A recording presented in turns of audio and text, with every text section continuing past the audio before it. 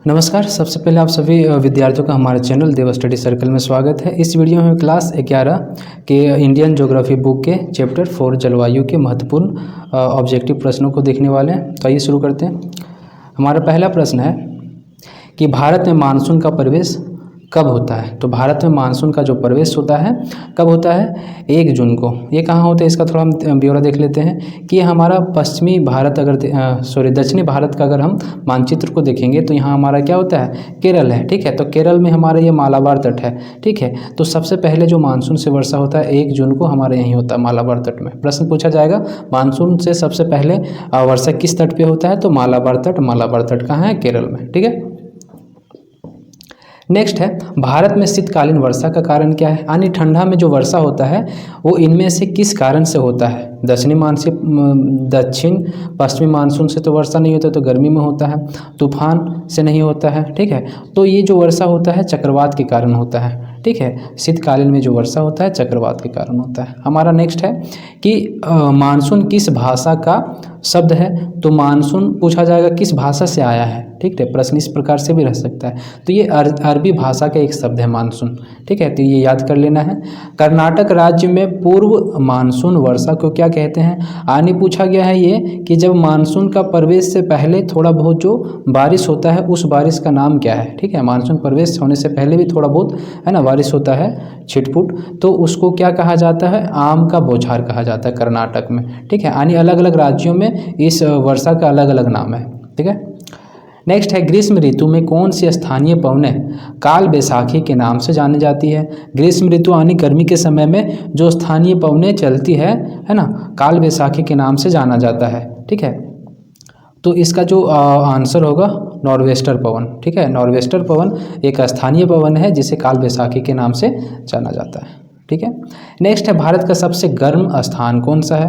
यानी भारत में सबसे गर्म जगह कौन सा है? तो ये राजस्थान का एरिया है और नाम उसका क्या है? बाड़मेर है ना। बाड़मेर सबसे गर्म स्थान है। ठीक है, फिर है कि भारत का सबसे ठंडा स्थान है ना। सबसे गर्म स्थान हम लोग देख लिए, अब देखेंगे कि भारत का सबसे ठंडा स्थान कौन सा है। तो सबसे ठंडा स्थान जो हमारा है वो हमारा ट्रांस है। ठीक है, ट्रांस भारत का सबसे ठंडा स्थान है। नेक्स्ट प्रश्न है भारत में सबसे अधिक वर्षा कहाँ होती है? तो भारत में सबसे अधिक वर्षा जो होती है ये हमारा अगर मेघालय को देखेंगे तो मेघालय में हमारा 3 पर्वत आता है, गारो, खासी, जैंतिया। ठीक है, गारो, खासी, जैंतिया मेघालय में है। तो मेघालय में खासी जो पहाड़ है वहीं पे एक जगह है मौसिन राम। ठीक है, तो मौसिन राम में सबसे अधिक वर्षा होता है। ठीक है, 1000 सेंटीमीटर से ज़्यादा होता है। 1000 सेंटीमीटर है ना से अधिक होता है। नेक्स्ट है कि किस राज्य में सर्दी के महीने में बाढ़ आती है? तो सर्दी के महीने में जो बाढ़ आती है वो तमिलनाडु में आती है। कैसे? इसको समझ लीजिए कि हमारा कोरोमंडल तट अगर देखा जाए तो कोरोमंडल तट हमारा तमिलनाडु में है और ठंडा के दिन में जो उत्तर पूर्वी मानसून से जो वर्षा होती है यहीं पे होती है। ठीक है, तो इसी कारण सर्दी यानी ठंडी के दिन में जो बाढ़ देखा जाता है प्रायः तमिलनाडु में।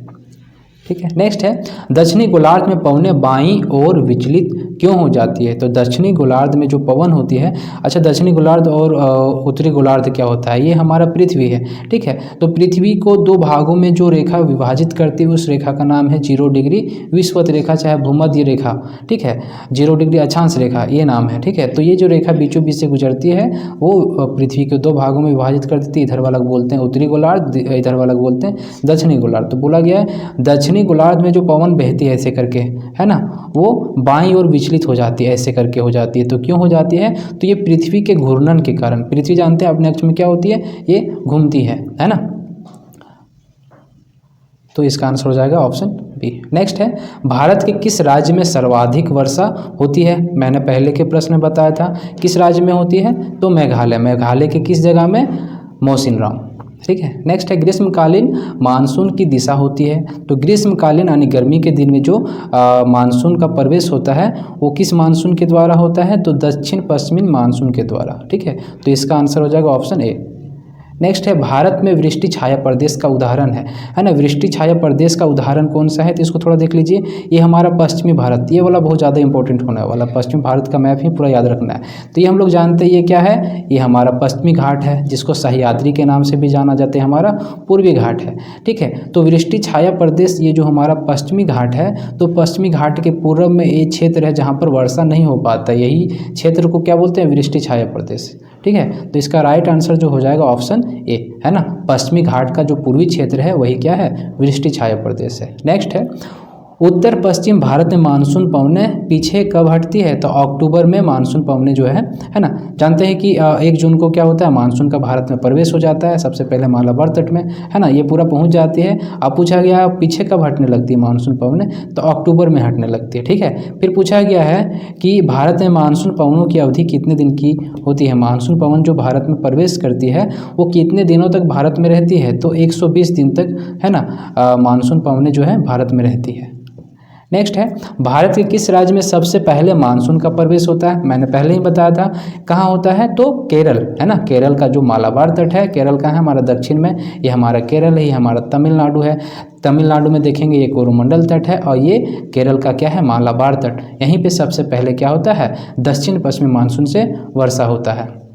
तो इसका राइट आंसर हो जाएगा ऑप्शन ए, केरल के किस जगह में, तो मालाबार तट में। ठीक है, झारखंड में वर्षा महत्वपूर्ण है। झारखंड में अगर रहते हैं तो झारखंड के बारे में जान लीजिए कि झारखंड में वर्षा किस मानसून से होता है, यानी ज़्यादातर वर्षा भारत में जो होता, झारखंड में जो होता है किस मानसून से होता है, दक्षिण पश्चिमी मानसून। ठीक है, तो सबसे ज़्यादा जो भारत में वर्षा जो कराने वाला मानसून है ये हमारा यही है, दक्षिण पश्चिमी मानसून से ही सबसे ज़्यादा भारत में वर्षा होता है। ठीक है, नेक्स्ट है कोपेन के वर्गीकरण के अनुसार ये एस प्रकार की जलवायु कहाँ पाई जाती है, तो कोपेन के वर्गीकरण के अनुसार ये एस प्रकार की जलवायु जो पाई जाती है वो कोरोमंडल तट है ना।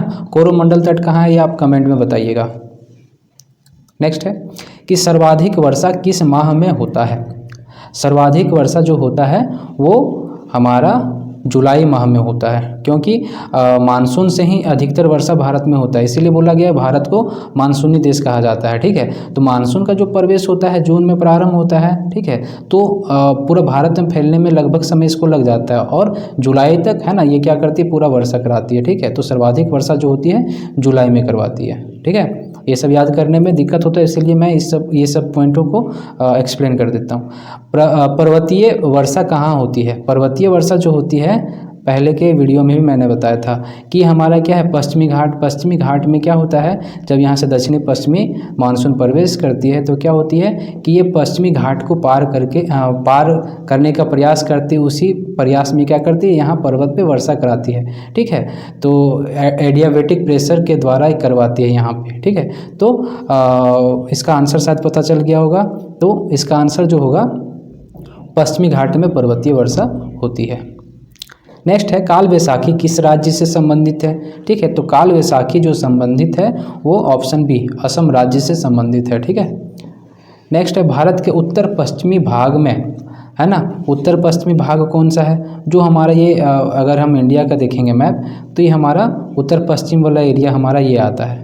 ठीक है, तो ये आपका पंजाब हो गया, राजस्थान हो गया। ठीक है, ये हमारा हरियाणा हो गया है ना, तो ये हमारा उत्तर पश्चिम वाला उत्तर पश्चिम भाग वाला ये हुआ। तो बोलता है शीतकालीन वर्षा में, शीतकालीन वर्षा जो होता है यहाँ वो कौन सा वर्षा होता है, मतलब सर्दी में पूछा गया, ठंडा के दिन में जो वर्षा होता है किसके कारण होता है। ठीक है, तो पश्चिमी विक्षोभ के कारण इस क्षेत्र में वर्षा होता है ना, कि यहाँ पे बर्फ़ के रूप में भी वर्षा होता है और जल बूंदों के रूप में भी वर्षा होता है, जो पश्चिमी विक्षोभ के कारण होता है।